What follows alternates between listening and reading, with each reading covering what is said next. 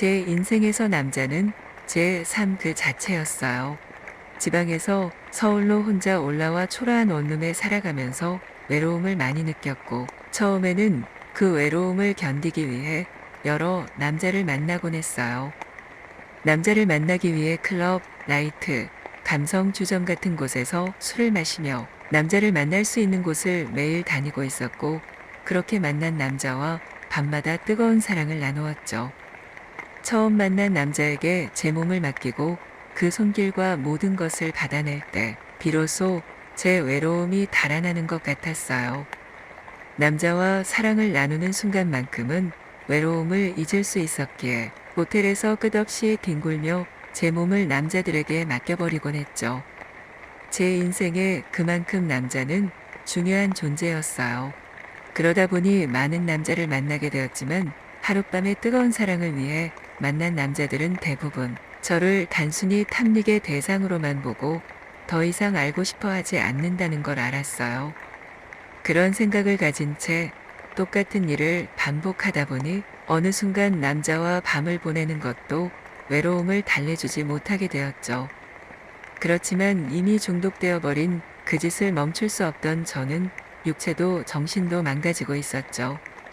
그러던 어느 날 저는 결국 돌이킬 수 없는 일을 저지르고 말았어요.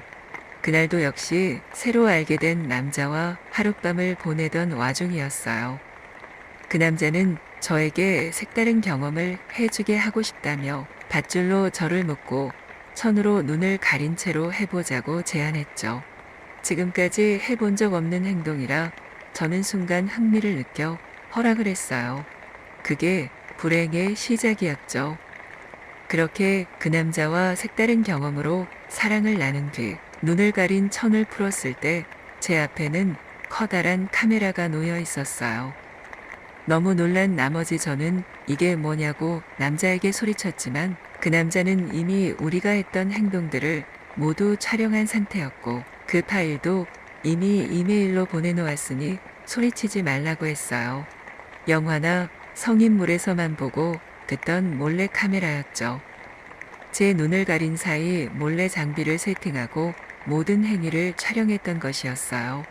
순간 분노가 치밀어 올라 당장 지우라고, 그렇지 않으면 경찰에 당장 신고하겠다고 하였지만 그 남자는 만약 경찰에 신고한다면 제 가족과 지인들에게 그 동영상을 뿌리겠다고 협박하였죠. 순간 정신이 아득해지고 눈물이 나기 시작했지만 제가 할 수 있는 건 아무것도 없었어요. 너무 무서워 도망치듯 모텔을 빠져나왔지만 그 남자는 이미 제 휴대폰에 있는 연락처까지 모두 복제해 놓은 상태였죠. 경찰에 신고해 보려고 했지만 그 남자가 제 가족이나 지인들에게 동영상을 뿌리겠다고 한 협박이 생각나 어쩔 줄 모르고 며칠간 집에 혼자 숨어 지내며 펑펑 울기만 하였죠. 그렇게 집에 숨어 지낸 며칠이 지났을 때 그 남자가 연락을 해왔어요.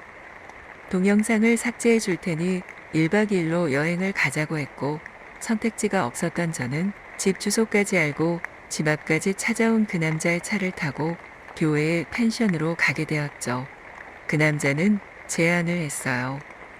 여기서 마지막으로 하룻밤 동안 내 요구를 들어주면 동영상을 삭제해 주겠다고 했고, 벼랑 끝에 몰린 저는 허락할 수밖에 없었죠. 그 남자는 하룻밤 동안 저에게 본인의 욕구를 모두 쏟아내었어요. 저는 치욕스러움에 반항하고 싶었지만 동영상을 삭제해준다는 약속을 믿고 그 남자의 욕구에 몸을 맡겼어요. 그렇게 그 남자의 모든 것을 밤새도록 받아내었죠. 아침이 되었을 때 저는 불안해지기 시작했어요. 그 남자의 말이 처음과 달라지면 어쩌나 하는 불안함에 조심스럽게 동영상을 삭제해달라고 말했고, 다행히 그 남자는 약속대로 동영상을 지워준다고 하였어요. 제 눈앞에서 처음 찍혔던 동영상 파일을 삭제해 주었죠. 저는 치욕스럽고 힘들었지만 동영상을 지우게 한 건 정말 다행이라고 생각했어요. 집으로 돌아와 무너진 정신을 다 잡으며 다시는 남자를 함부로 만나지 않겠다고 다짐하였어요.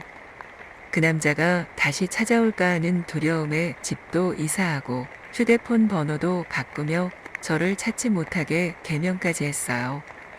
그렇게 힘든 일이 있었지만 다시 일상은 시작되었고 저는 하루하루 바쁘게 보내며 그날의 일을 잊으려고 노력했어요. 다행히 시간이 지남에 따라 그 일은 서서히 잊혀져 갔고 제 상처받은 몸과 마음도 서서히 치유되고 있었죠. 남자에 기대지 않고도 외로움을 해결할 수 있는 방법이 많다는 것을 알았어요. 필라테스를 꾸준히 하기 시작했고 주말에는 혼자 영화 보고 독서도 하며 온전히 나를 위한 시간을 보냈어요. 나 자신을 가꾸며 내면을 채우는 시간을 가지니 외로움은 서서히 사라져 갔어요. 언제부턴가 남자에 관심이 없어지고 혼자만의 시간을 보내는데 익숙해지기 시작했죠. 이렇게만 산다면 남자는 평생 만나지 않아도 될 것 같았죠. 하지만 그 생각은 오래 가지 못했어요. 이따금씩 그날의 무서운 기억이 떠오를 때면 누군가에게 기대어 울면서 모든 걸 털어놓고 싶었고 그 대상이 진심으로 사랑하는 좋은 사람이면 좋겠다는 생각이 들었어요. 하지만 남자를 술 취해서 거리에서만 만나봤던 저는 좋은 사람을 만나는 방법을 전혀 몰랐죠. 그러던 중 우연히 친구가 소개팅 이야기를 꺼내 괜찮은 남자 소개를 부탁했어요. 얼마 지나지 않아 친구에게 연락을 받았고 소개팅을 하게 되었는데 밤거리에서 만난 남자와는 다르게 예의가 바르고 저를 세심하게 배려해주는 남자였어요. 저는 그 남자에게 호감을 느끼게 되었고 얼마 지나지 않아 사귀는 사이가 되었죠. 제 아픈 과거를 말할 순 없지만 그 따뜻함으로 제 상처받은 마음을 아물게 해주는 남자였어요. 그렇지만 사랑하는 마음이 커질수록 한편으로는 두려움도 같이 커졌어요.